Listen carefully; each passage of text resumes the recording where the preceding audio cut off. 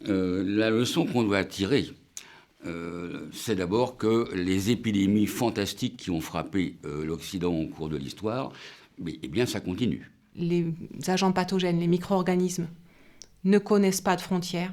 Dans un monde mondialisé comme aujourd'hui, on doit davantage respecter nos écosystèmes, remettre un peu en question notre relation avec le monde animal, mais plus généralement avec le monde dans lequel nous vivons. Ça a été un extraordinaire coup de semonce, parce qu'on a vu l'extrême vulnérabilité et l'extrême impréparation de nos sociétés.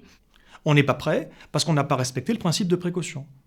Je m'insurge contre ceux qui diraient que le confinement est une mesure de principe de précaution. C'est pas vrai.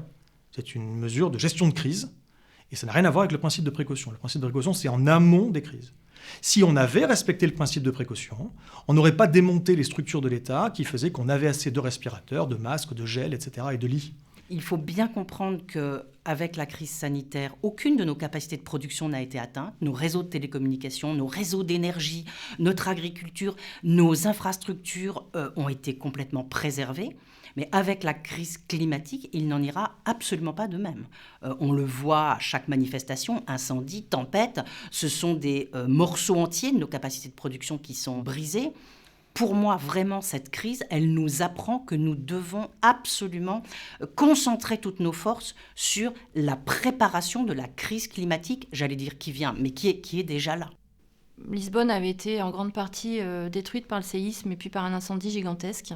Et à l'époque, Voltaire avait affirmé qu'il s'agissait d'une calamité divine, le mauvais sort en quelque sorte, et qu'il n'y avait pas grand-chose à faire sinon accepter. Rousseau avait répondu en rappelant que si l'homme n'avait pas construit des immeubles de plusieurs étages dans une zone sismique, il y aurait sans doute eu moins de dégâts.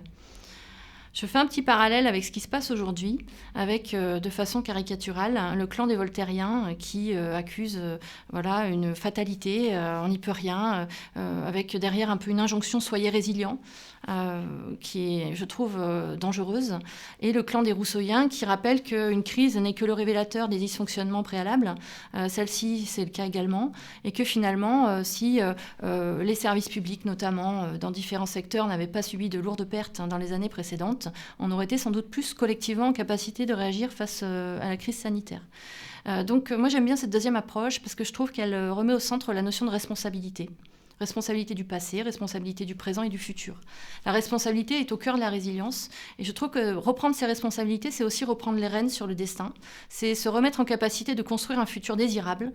C'est être capable aussi de transformer un collectif qui a été construit par la peur et la contrainte en un collectif qui est mu par le sens. Et je trouve ça extrêmement porteur d'espoir.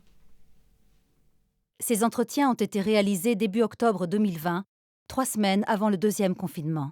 Avec, dans l'ordre d'apparition, Bernard Sergent, historien et mythologue. Delphine Destoumieux-Garzon, biologiste. Dominique Méda, sociologue. Arthur Keller, expert des risques systémiques et des stratégies de résilience. Et Clara Villard, ingénieure, experte en résilience.